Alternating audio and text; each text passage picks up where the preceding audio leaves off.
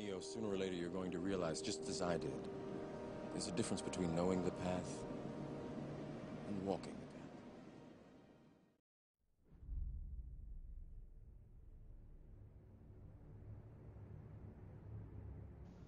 Let me tell you the most important spiritual truth.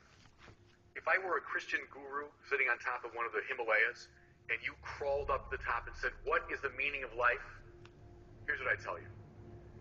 God does not need you. That's it. That's the key. That's the most important truth in the spiritual life. God does not need you. God's God. Perfect. Absolute.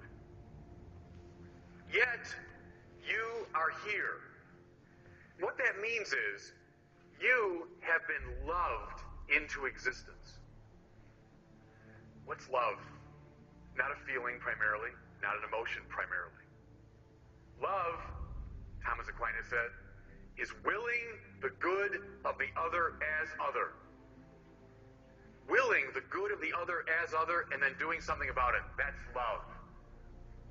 Most of us sinners, by the way, love ourselves through the other. I'll be kind to you that you might be kind to me. I'll be just to you that you might be just back to me. To want the good of the other as other, that's love. We have been loved into existence. Why? Because God doesn't need us. God doesn't benefit in any way from creation. Listen, God can't be self-interested. That means whatever exists, including you, is coming forth right now as the result of a sheerly generous act of love. And that's where your worth comes from. We've all been loved into being. Right now, God is giving rise to us. Why? That we might be fully alive. Can God take advantage of us? No, God has no interest in that. Can God manipulate us? No. God simply wants us to be and to be fully alive. You know what that leads to? Relaxation at the deepest level of your being. You've been loved into being, and all God wants to do is bring you to life. So relaxed do you become that now you're able to allow that divine life to surge through you on behalf of others. You can become now a conduit of God's love for the world around you. The more you give God's life away, the more you get. The more you give God's gifts away, the more you get. That beautiful, relaxed, and generous way of being is the saintly way of being. That's how the saints exist. Now, what's our problem? How come we don't know this? Because we forget who we are. We forget this great truth. And we become afraid. Fear is the root of all sin. Remember in the first letter of John? Perfect love casts out all fear. The opposite of love is not hate. The opposite of love is fear. When you forget that you are being loved into existence by a God who cannot be anything but generous, you become afraid. And you begin to say, I need to justify myself. Why am I worthwhile? Well, if I get enough riches, I get enough material things, then I'll be worthwhile. I get enough pleasure, and I put that into my little castle. I get enough of the esteem of others, and I put that into my little cage. I'm wrapping myself up in these desperate needs. Money, power, pleasure, esteem.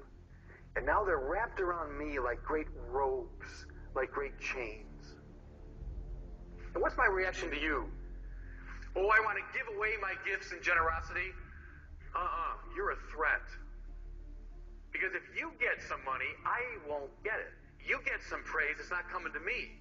You get some pleasure, I'm not going to get it. You now become a threat to my well-being.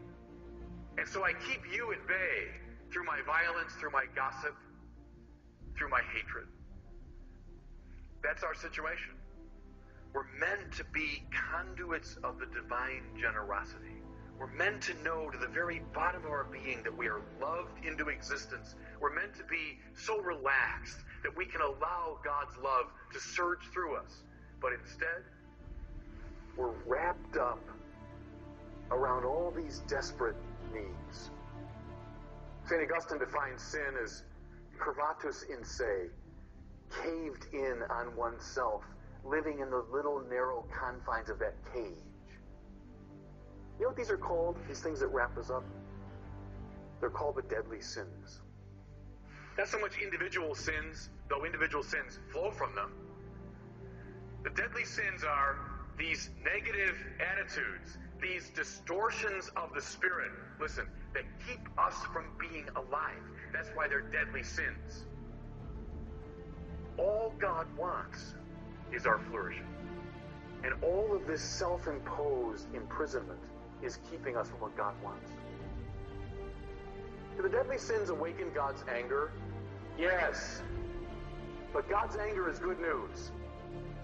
Don't think of God's anger as an emotional snit that God has fallen into. Here's Thomas Aquinas. God is never angry for his own sake, only for ours. You see what that means? Our moral excellence adds nothing to God. God doesn't need our moral excellence. And our moral turpitude takes something away from God. God is God. But he wants us alive. He wants us flourishing. And these deadly sins that wrap us up, they keep us from being alive. And so for our sake, God is angry. That means he wants us out of the prison. You see what he wants? Passionately to unleash us and to free us from these bonds. That's why God's anger is good news. It means this divine, patient physician is always about the business of liberating us.